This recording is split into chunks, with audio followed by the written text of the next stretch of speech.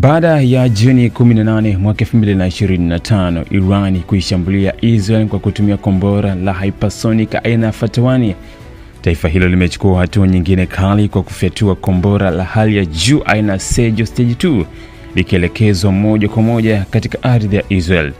Taarifa kutoka vyombo vya habari vya serikali ya Iran na video zilizosambaa kwenye mitandao ya kijamii zimethibitisha tukio hilo la kihistoria ambalo linachukuliwa kama sehemu ya mfululizo wa mashambulizi ya kisasa dhidi ya mashambulizi ya awali ya Israel katika maeneo ya kijeshi ya nyuklia ya nchini Iran. Kombora la Sage ni sehemu ya familia ya makombora ya masafa ya kati yenye nguvu kubwa yanayotumia mafuta imara solid fuel, hatua inayolifanya kuwa la haraka kufyatuliwa na ngumu zaidi kubainika kabla ya kurushwa. Kombora hili lina hatua mbili, two stage, na lina uwezo wa kufika hadi umbali wa kilomita 2500 likibeba kichwa cha vita chenye uzito wa hadi kilo 700. Kwa sababu ya teknolojia yake ya kisasa, Sage linaweza kufyatuliwa haraka bila hitaji la maandalizi marefu kama ilivyo kwa makombora ya mafuta kumiminika, jambo linalolipa faida ya kimkakati.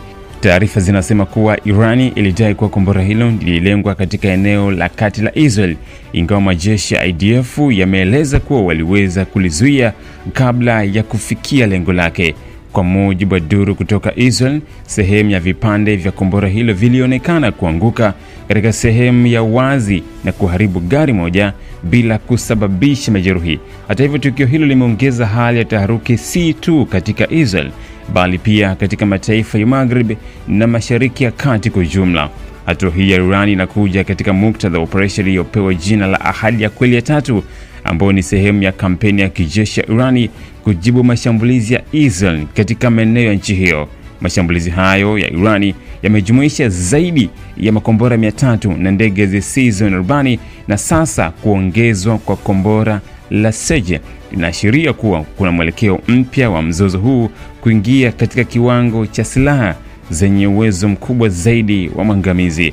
Wachambuzi wa kijeshi wanasema matumizi ya Sage yanaonyesha kwamba Iran sasa iko tayari kutumia hazina yake ya makombora ya hali ya juu kama njia ya kujibu mashinikizo ya kijeshi ama kisiasa kutoka Israel na ushirika wake wa Maghrib. Aidha, uwezo wa kombora hilo kufyatuliwa kutoka ndani kabisa Irani hadi kufika maeneo ndani ya Israel unaleta changamoto kubwa kwa mifumo ya ulinzi ya Israel kama vile Iron Dome na David Sling. Katika hatua nyingine, kiongozi mkuu wa Iran Ayatollah Ali Khamenei kupitia ujumbe wake wa televisheni ya taifa alisisitiza kuwa mashambulizi hayo ni haki ya kujilinda na kwamba Iran haitakubali tena kuchokozwa bila kujibu kwa nguvu. Aidha, alionya kuwa iwapo Israel itaendelea na mashambulizi dhidi ya ardhi ya Iran, basi majibu makubwa zaidi yako njiani. Kwa sasa jamii ya kimataifa ikiwemo Umoja wa Mataifa na mataifa yenye ushawishi kama Urusi, China na Marekani imeanza kutoa wito wa kupunguza mivutano. Hata hivyo, kwa kuzingatia matumizi ya makombora ya kiwango cha Sage, hali ya usalama maeneo ya Mashariki ya Kati inaonekana kuwa katika hatari kubwa ya kuingia katika vita vikubwa vya moja kwa moja kati ya mataifa haya mawili yenye nguvu kubwa kijeshi.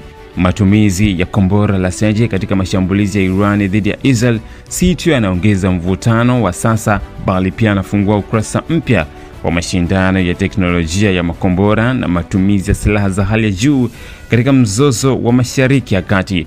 Dunia inatazama kwa wasiwasi na matumaini kuwa juhudi za kidiplomasia zinaweza kurejesha hali ya utulivu kabla haijafikia pabaya zaidi. Mkuu wa chuo cha Kilimanjaro Institute of Technology and Management kilichopo Mwenge jijini Dar es Salaam chenye ithibati na usajili wa NACTVET namba REG/ANE/029 anapenda kuwatangazia nafasi za masomo kwa ngazi ya diploma na certificate kwa muhula wa masomo utakaoanza Oktoba 2025 katika kozi za IT, Hotel and Tourism Management, Front Office, Business Administration, Accountancy, Procurement and Supply. Chuo kimebobea katika ufundishaji kwa njia ya vitendo na kimeweza kutoa wanafunzi wenye weledi. Wengi wameajiriwa ama kujiajiri, na kwa wale ambao wameamua kuendelea na degree wameweza kujiunga na vyuo vikuu bora hapa nchini na nje ya nchi. Pia kuna kozi fupi za computer application, graphic and design, video production pamoja na CCTV camera. Kwa maelezo zaidi piga simu namba 0717816034 au 0754864361. KITM, elimu na ujuzi kwa uchumi imara.